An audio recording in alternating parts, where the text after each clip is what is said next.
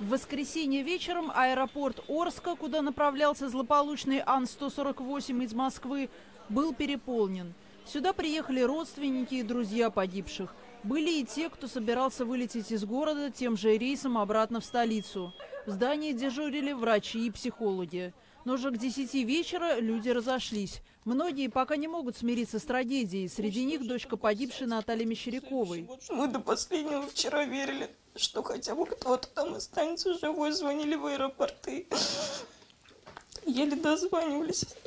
Потом уже вывесили списки, но он была последняя в списке. В понедельник жители Орска несли цветы, свечи и детские игрушки к памятным местам города. На зданиях администрации приспущены флаги. Около Вечного огня организован временный мемориал с полным списком погибших при крушении самолета саратовских авиалиний. Еще одно место скорби – памятник Ленину на Центральной площади. Сюда принес цветы житель Орска Дмитрий.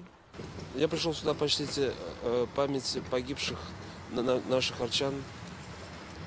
Царство небесное.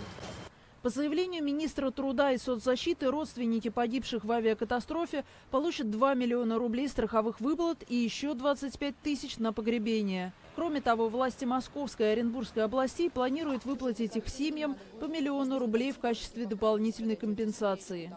В воскресенье самолет Ан-148, вылетевший из московского аэропорта Домодедово в Орск, потерпел крушение через 5 минут после взлета. Все 65 пассажиров и 6 членов экипажа погибли. Среди жертв было 3 детей.